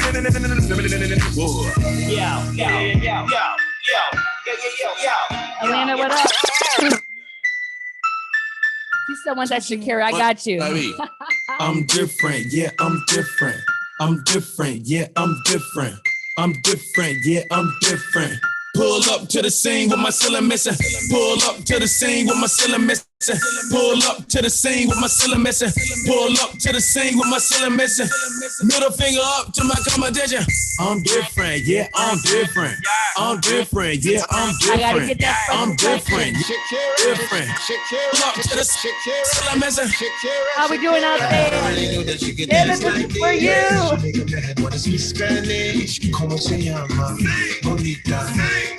Shakira. Oh, baby, when you talk like that, you make a woman go mad. So be wise and keep on reading the signs of my body. I'm on tonight, you know my hips don't lie, and I'm starting to feel it's right. Well, they try to dance with it. Attention, can't you see, baby, this is perfection. Hey, girl, I can see your body moving, and it's driving me crazy. And I didn't have the slightest idea until I saw you dancing. And when you walk up on the dance floor, nobody can let it go.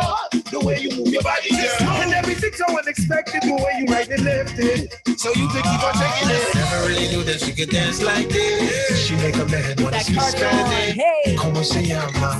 Bonita. Shakira.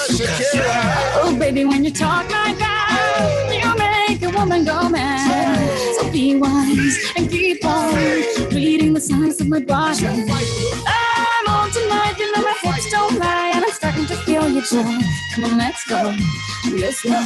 Don't you see, baby, see it's perfect. They know I'm on tonight, and my hips don't lie, and I'm starting to feel it's right. All the attraction, attention. Yeah, they wanna know who's that girl. Who's that girl? Hey. Who's that girl? All the ladies on the panel today. Y'all talk 101. Who's that girl? Can I turn you on by my word spell? Look into my eyes, think I want you, can't tell. Me, I keep it sexy, daddy, so I can't fail. Keep it gangster for the cowards, so I give them hell. Call me misfit, lips fit a gang of trash. Riskless now, cause I made a gang of cash. Like glam, still streets with the do-rag. Slang, spit, gang, chain speech, how they do that? Watch they mouths drop, watch the crowds pop up and act out. Brawls with the screw face, smash on and knock out. Ain't chain gang to run me, I run the game. If I gotta keep it gritty, so be it. I'm supposed to change like simple. Dizzy bras ain't messing with my mental. Natural born hustling shit, check what I've been through. Got mine, took it from you, and now you slot mine. Except to my own dog, I'm on the .com. Who's that girl? Remember the dance. Who's that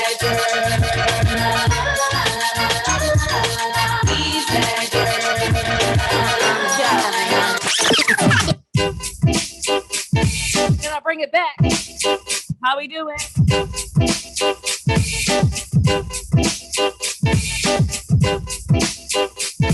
Woo!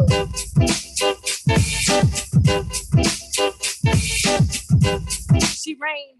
We are lovers true and through, and though we made it through the storm, I really want you to realize, I really want to put you on. I've been searching for someone to satisfy my every need. Won't you be my inspiration? Be the real love that I need. Real love.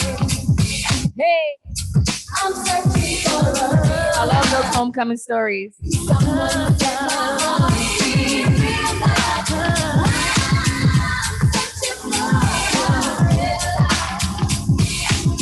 Ooh, when I met you, I just knew that you would take my heart and run.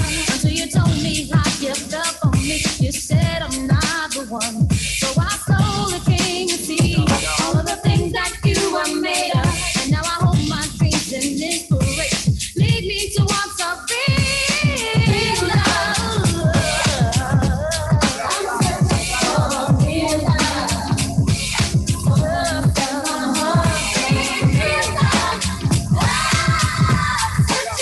The homecomings. I hear them stories. Who came to your homecoming? It's funny how money changes situation. Miscommunication leads to complication. My emancipation don't fit your equation. I was on the humble. Remember Jay freshman year, Howard. Hey. I wanna play young Lauren like she done. But remember not to game the one under the sun. Everything you did has already been done. I know all the tricks from bricks to Kingston. Like Ting Done Major, King Done One Run. Now understand El Boogie, not violent. But if a thing test me, run to me gun. Can't take a threat to me newborn son. Help in this way since creation. A group card you far from temptation. Now you want ball over separation. My image in the conversation. Who you gonna scream at? Man. Champion. You might win some, but you just lost one. You might win some, but you just lost one. You might win some, but you just lost one. You might win some, but you just lost one. You might win some, but you just lost one. How we doing?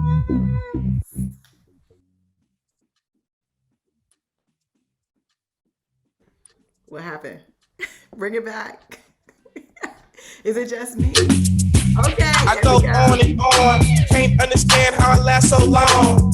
I must have super. Any Bay Area? 220 West Side? hours. Get a calculator, do the math. I made 1,000 songs that made you move ya. And for the last 300 months, I made 16 albums with me on the front. And they bump.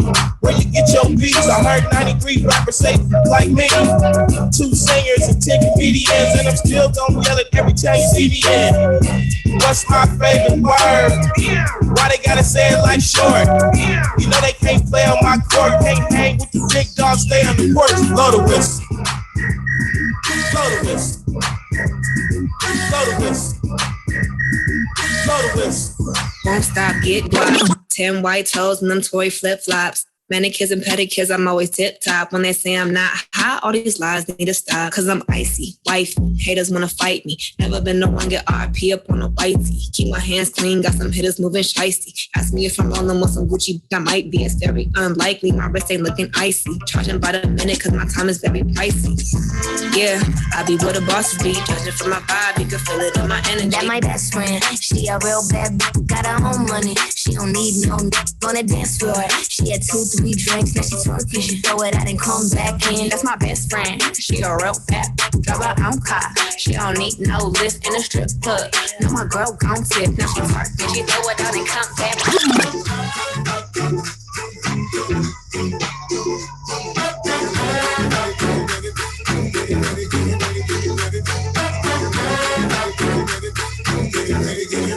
You make me happy.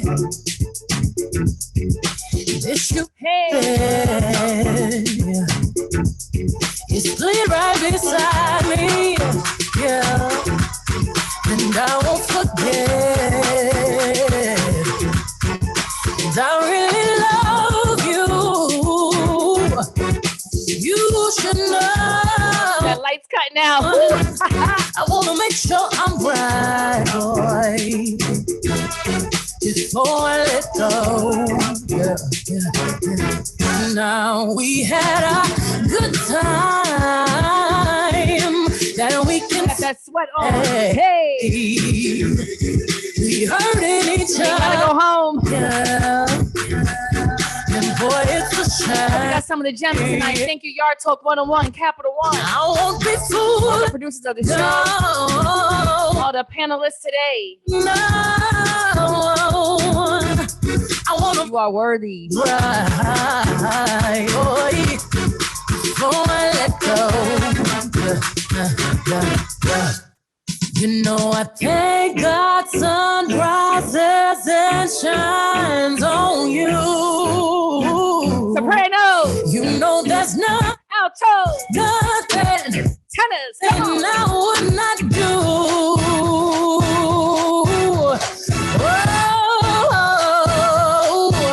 Come on. Before I let you go.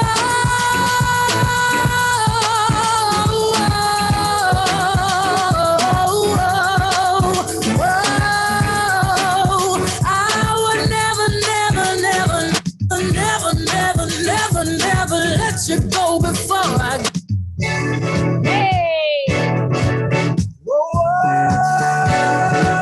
That family reunion vibes. Hey, let's do it.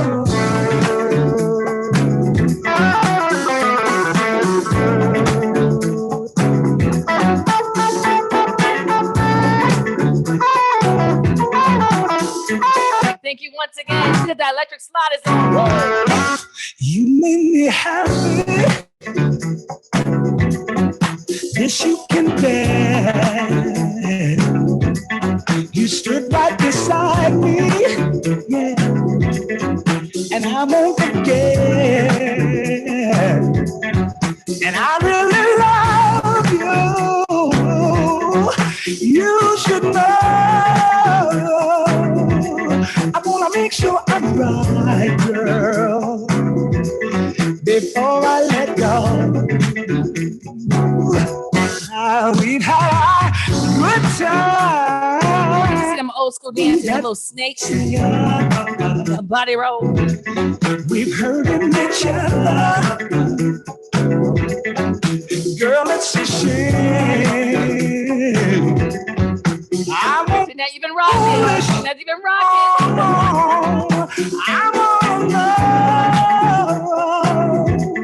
Toy, how you doing? I'm right, girl.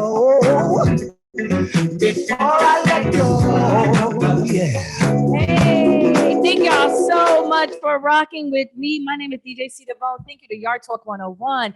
Thank you to Capital One, She Rain, and all the producers and panelists tonight. I'm DJ C DeVone. I'm going to throw it back to Yard Talk 101. Thank you so much for having me tonight. Hey, DJ C DeVone, you got to stop doing this. All right, it's time to go to sleep. You got us excited. But once again, I want to thank you so much for getting us started, ending us right. You did an amazing job. Thank you, thank you, thank you. Once again, thank you to our panelists, and thank you to everyone that attended today that is still rocking with us. You all be on the lookout for more things that we'll have coming up. You all stay safe and have a great and amazing evening, all right? Peace.